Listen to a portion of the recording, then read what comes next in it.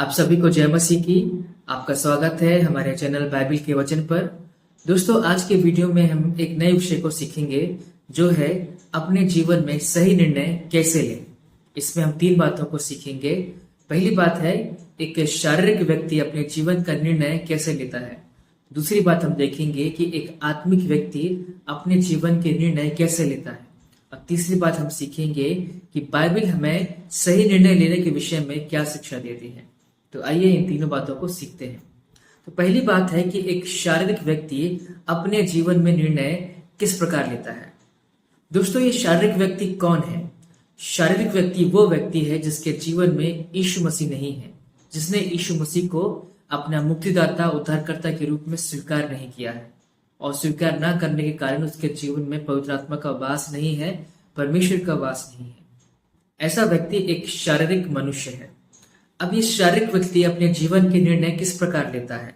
पहला कुरिन्थियों 2 अध्याय उसका 14 वचन यहाँ पर इस प्रकार लिखा है, परंतु शारीरिक मनुष्य परमेश्वर के आत्मा की बातें ग्रहण नहीं करता, क्योंकि वे उसकी दृष्टि में मूर्खता की बातें हैं, और ना वह उन्हें जान सकता है कि उनकी जांच आत्मिक रीति से होती है। दोस्तों, एक सांसारिक या एक शारीरिक मनुष्य अपने जीवन के निर्णय अपनी समझ, अपनी बुद्धि के अनुसार लेता है। बाइबल का वचन उसके जीवन में कोई मायने नहीं रखता। वो उन सब बातों को मूर्खता की बातें जानता है। वो अपने सोच, अपने विचार, अपनी बुद्धि के अनुसार अपने जीवन के निर्णय को वो ले लेता है। इसका परिणाम क्या होता है दोस्तों? इसका परिणाम ये होता है, उसके जीवन में असफलताएं आती है। जो वो निर्णय लेता है वो असफल हो जाता है। मुसीबत, चिंता, परेशानियां, ये सब उसके जीवन में आने लगती है। इसका एक बहुत ही अच्छा उदाहरण हम बाइबल में शिमशोन का देख सकते हैं। शिमशोन जो एक बड़ा ही बलवान व्यक्ति था, परमेश्वर की ओर से नाजिर व्यक्ति था, और परमेश्वर ने उसको ये वरदान दिया था, सामर्थ दिया था कि वो बहुत बलवान था, और उसको कहा गया था कि उसका सर कभी न मुंडवाया जाए। लेकिन दोस्तों, हम देखते हैं कि एक स्त्री जो जिसके पास वो रहता था, उसके बार बार पूछने पर, तंग करने पर उसने तंग आकर अपने सारे भेद को बता दिया। और इसका परिणाम हम क्या देखते हैं दोस्तों, कि उसको बंधी गिराया, उसके बाल काट दिए गए, उसको बंधी बना लिया गया, जंजीरों में जकड़ दिया गया, और उसके बाल काट दिए गए। परिणाम क्या हुआ दोस्तों, कि उसका बल जाता रहा, और यहाँ तक कि उसकी आंखें भी फोड़ दी गई।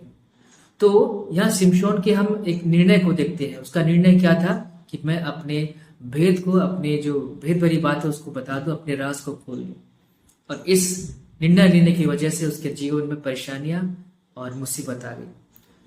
तो कभी कभी हमारे जीवन में भी यही होता है। हम अपनी सोच, अपनी बुद्धि और अपने ज्ञान के अनुसार निर्णय ले लेते हैं, और दोस्तों इसका परिणाम क्या निकलता है? असफलताएं। तो हमें ऐसा नहीं करना चाहिए। अब हम दूसरी बात को देखेंगे, जो है एक आत्मिक व्यक्ति अपने जीवन के निर्णय कैसे लेता है। सबसे पहले हम जानते हैं कि आत्मिक व्यक्ति कौन है। आत्मिक व्यक्ति वो व्यक्ति है जिसने यीशु मसीह को अपना मुक्तिदाता, उद्धारकर्ता के रूप में स्वीकार किया है। उसके जीवन में यीशु मसीह है, उसके जीवन में पवित्र आत्मा का वास है, परमेश्वर का वास है, और वो निरंतर परमेश्वर के साथ संगति में आगे चलता रहता है। ऐसे व्यक्ति को हम आत्मिक व्यक्ति कहते हैं। इफिसियों 4 अध्याय उसका 17 से 19 वचन जब हम पढ़ते हैं, तो वहां पर हम पाते हैं कि एक आत्मिक व्यक्ति अपने मन की अनर्थ रीति पर नहीं चलता, वह परमेश्वर से अलग नहीं होता, वह लुचपन या गंदे कामों की लालसा नहीं करता है। तो इन सब बातों को ना करने वाला एक आत्मिक व्यक्ति होता है, जिसके जीवन में यीशु मसीह का वास है। अब देखते हैं कि जो आत्मिक व्यक्ति है वो अपने जीवन का निर्णय किस प्रकार लेता है। पहला कुरिन्थियों 2 अध्याय उसका 15 वचन इस प्रकार लिखा हुआ है, आत्मिक जन सब कुछ जांचता है, परंतु वह आप किसी से जांचा नहीं जाता। वचन हमें बताता है कि आत्मिक जन सब कुछ जांचता है। इसका मतलब यह है कि जो आत्मिक व्यक्ति है, जो जिसके साथ परमेश्वर है, जिसके जीवन में परमेश्वर है, वो सारी बातों को सोच समझ कर अपने जीवन के निर्णय लेता है। परमेश्वर की अगुवाई में अपने जीवन के निर्णय को लेता है। इसीलिए दोस्तों, यहोशू 1 अध्याय उसका 8 वचन हम पढ़ेंगे। यहाँ पर इस प्रकार लिखा हुआ है, व्यवस्था की यह पुस्तक तेरे चित्त से कभी ना उतरने पाए, इसी में दिन रात ध्यान दिए रहना, इसलिए कि जो कुछ उसमें लिखा है उसके अनुसार करने की तू चौकसी करे, क्योंकि ऐसा ही करने से तेरे सब काम सफल होंगे और तू प्रभावशाली होगा। दोस्तों, वचन हमें बताता है कि व्यवस्था की यह पुस्तक तेरे चित्त से कभी ना उतरने पाए।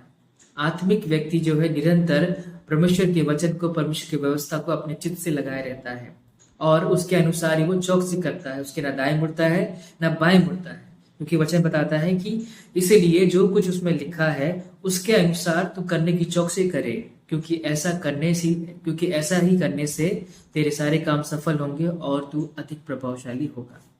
इसीलिए दोस्तों, आत्मिक व्यक्ति जो है परमेश्वर के वचन के अनुसार अपने जीवन के निर्णय को लेता है ताकि वो सफल हो सके और अधिक प्रभावशाली बन सके। आत्मिक जन ऐसा क्यों करता है?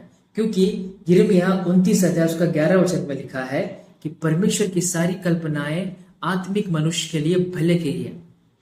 इसीलिए दोस्तों, निरंतर हमें भी परमेश्वर के वचन के अनुसार अपने जीवन के निर्णय को लेना चाहिए, ना अपनी सोच, ना अपनी बुद्धि, ना ही अपनी समझ, परंतु परमेश्वर की अगुवाई में निरंतर अपने निर्णय को लेना चाहिए ताकि वो सफल हो और उसके द्वारा हम और भी प्रभावशाली बन सके। अब दोस्तों, आइए तीसरी बात को हम सीखते हैं, जो है बाइबल हमें सही निर्णय लेने के विषय में क्या शिक्षा देती है।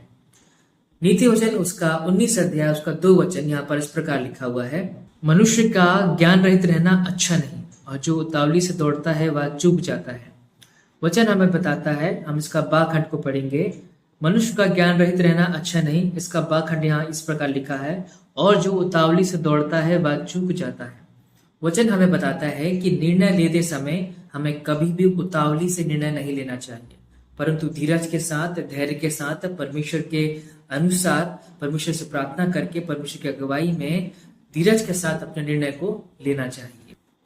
दूसरी बात हम देखेंगे, नीति वचन उसका 15 अध्याय उसका 22 वचन, यहाँ पर इस प्रकार लिखा है, बिना सम्मति की कल्पनाएं निष्फल हुआ करती हैं, परंतु बहुत से मंत्रियों की सम्मति से बात ठहरती है। वचन हमें बताता है कि जब भी हम कोई भी निर्णय लें, जब भी कोई हम डिसीजन लें, तो हम समझदार या बुद्धिमान लोगों से जरूर सलाह या मशवरा लें ताकि वो सही सलाह हमको मिल सके और हम सही निर्णय अपने जीवन में ले सके।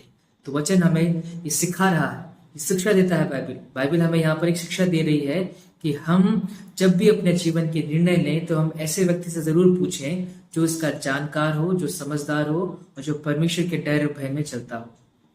तीसरा जो हम देखेंगे, भजन संहिता 119 उसका 105 वचन, यहाँ पर इस प्रकार लिखा है, तेरा वचन मेरे पांव के लिए दीपक और मेरे मार्ग के लिए उजियाला है। तो दोस्तों, जब भी हम अपने जीवन के निर्णय लेते हैं, निरंतर हमें वचन का प्रयोग करना है, निरंतर हमें वचन को याद रखना है, व्यवस्था को अपने चित्त से लगाए रहना है और उसके अनुसार ही, वचन क्या बताता है उसके अनुसार ही अपने जीवन के निर्णय को लेना है। चौथी बात हम देखेंगे, यिर्मयाह उसका 33 अध्याय उसका 3 वचन, यहाँ पर इस प्रकार लिखा है, मुझसे प्रार्थना कर और मैं तेरी सुनकर तुझे बड़ी बड़ी और कठिन बातें बताऊंगा जिन्हें तू अभी नहीं समझता। वचन हमें बता रहा है कि जब भी हम कोई भी निर्णय अपने जीवन में लें तो परमेश्वर से सबसे पहले प्रार्थना करें, परमेश्वर से अगुवाई को मांगे। क्यों? क्योंकि वचन हमें बता रहा है कि मैं तेरी सुनकर तुझे बड़ी बड़ी और कठिन बातें बताऊंगा जिन्हें तू अभी नहीं जानता। तो जब भी हम निर्णय लें, जब भी हम डिसीजन लें, प्रार्थना जरूर करें, प्रार्थना में परमेश्वर की अगुवाई जरूर मांगे, पर प्रार्थना में परमेश्वर से कहें, परमेश्वर इस चीज के लिए मैं ये डिसीजन या ये निर्णय लेने जा रहा हूं, मैं आप मेरी अगुवाई करें, आप मेरी सहायता दें, मुझे सही मार्ग, मुझे सही रास्ता दिखाएं। तो परमेश्वर आपकी अगुवाई, आपकी सहायता जरूर करेंगे। तो दोस्तों, आज के वीडियो में हमने ये जाना कि एक शारीरिक व्यक्ति किस प्रकार अपने जीवन के निर्णय लेता है और एक आत्मिक व्यक्ति किस प्रकार अपने जीवन के निर्णय लेता है, और बाइबल हमें सही निर्णय लेने के विषय में क्या शिक्षा देती है। तो आशा करता हूं कि आज के वीडियो से आपने जरूर कुछ सीखा है। हमें कमेंट में जरूर बताएं कि आपने क्या सीखा, और इस वीडियो को अपने दोस्तों, अपने परिवारों के साथ जरूर शेयर करें और हमारे चैनल को सब्सक्राइब करें ताकि आप हमसे जुड़े रहें और परमेश्वर का वचन आप तक यूं ही पहुंचता रहे। मिलते हैं नेक्स्ट वीडियो में। जय मसीह की।